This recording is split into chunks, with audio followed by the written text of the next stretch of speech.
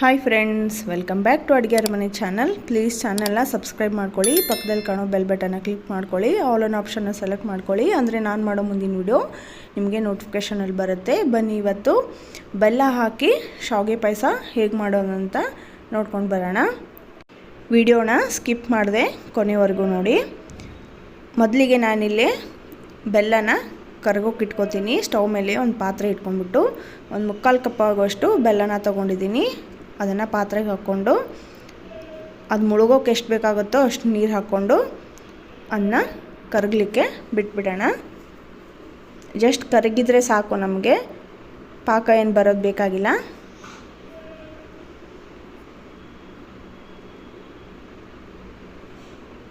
ನೋಡಿ, ಇವಾಗ ಇದು ಕರಗಿದೆ. ಇದನ್ನು ಸೈಡಿಗೆ ತಣ್ಣಗಾಗಲಿಕ್ಕೆ ಬಿಟ್ಬಿಡೋಣ. ಇವಾಗ ಒಂದು ಬಾಣಲಿ ಇಟ್ಕೊಂಡು ಅದಕ್ಕೆ ಒಂದು ಸ್ವಲ್ಪ ತುಪ್ಪ ಹಾಕೋತಾ ಇದ್ದೀನಿ.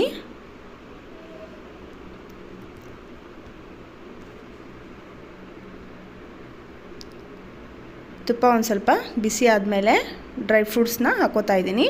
ಫಸ್ಟಿಗೆ ಬಾದಾಮಿ ಆಗಿ ಗೋಡಂಬಿನ ಕಟ್ ಮಾಡಿ ಇಟ್ಕೊಂಡಿದ್ದೀನಿ, ಅದನ್ನು ಹಾಕೋತಾ ಇದ್ದೀನಿ.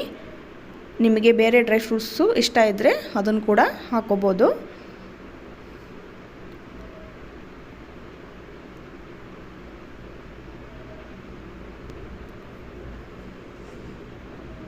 ತುಂಬ ಜನ ಚಾನಲ್ನ ಸಬ್ಸ್ಕ್ರೈಬ್ ಆಗದೆ ನೋಡ್ತಿದ್ದೀರಾ, ಪ್ಲೀಸ್ ಚಾನಲ್ನ ಸಬ್ಸ್ಕ್ರೈಬ್ ಮಾಡ್ಕೊಳ್ಳಿ.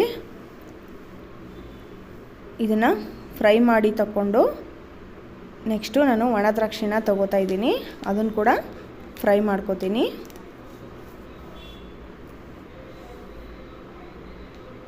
ನಿಮಗೆ ಬೇಕಿದ್ರೆ ಪಿಸ್ತಾ ಕೂಡ ಆ್ಯಡ್ ಮಾಡ್ಕೋಬೋದು ಇದರಲ್ಲಿ.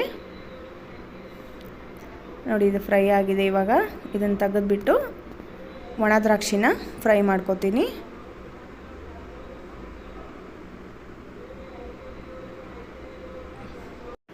ಈ ಪಾಯಸ ನೀವು ಎಷ್ಟೊತ್ತಿಟ್ರೂ ಗಟ್ಟಿ ಆಗಲ್ಲ. ಸಕ್ಕರೆ ಹಾಕಿ ಮಾಡೋದಕ್ಕಿಂತ ಈ ಥರ ಬೆಲ್ಲ ಹಾಕಿ ಮಾಡೋದ್ರಿಂದ ಆರೋಗ್ಯಕ್ಕೆ ಒಳ್ಳೆಯದು ಹಾಗೂ ತುಂಬ ರುಚಿಯಾಗಿ ಕೂಡ ಇರುತ್ತೆ. ಇವಾಗ ನೆಕ್ಸ್ಟು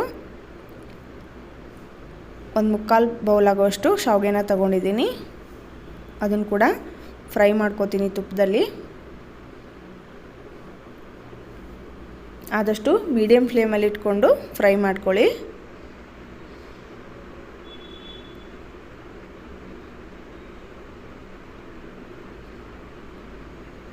ಶಾವಿಗೆ ನೀಟಾಗಿ ಹುರಿದ್ರೆ ಗಂಟಾಗಲ್ಲ ಪಾಯಸ.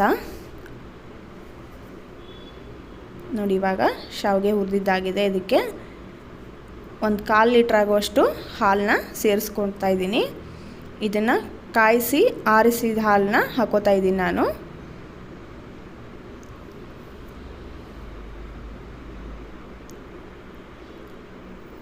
ಈ ಥರ ಮಿಕ್ಸ್ ಮಾಡಿ ಒಂದು ಸ್ವಲ್ಪ ಕುದಿ ಬರಬೇಕು. ಒಂದು ಕುದಿ ಸ್ವಲ್ಪ ಕೈಯಾಡಿಸ್ತಾ ಇರಿ. ಇವಾಗ ತುಪ್ಪದಲ್ಲಿ ಹುರ್ಕೊಂಡಿರೋ ಡ್ರೈ ಫ್ರೂಟ್ಸ್ನ ಹಾಕೋತಾ ಇದ್ದೀನಿ.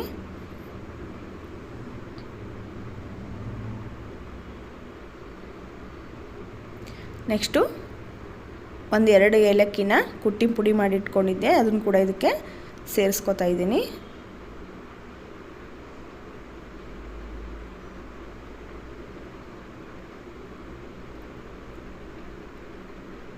ನೋಡಿ, ಇದು ಕುದಿ ಬರ್ತಾ ಇದೆ ಈ ಥರ.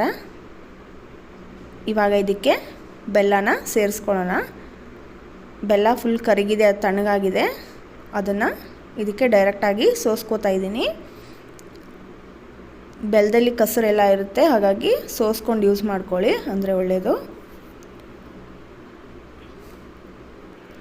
ಕರಗಿರೋ ಬೆಲ್ಲನ ಫ್ಲೇಮ್ನ ಫುಲ್ ಸ್ಲಿಮ್ಮಲ್ಲಿ ಇಟ್ಕೊಂಡು ಸೇರಿಸ್ಕೊಳ್ಳಿ. ಸ್ಟವ್ನ ಆಫ್ ಮಾಡ್ಕೊಂಬಿಡಿ.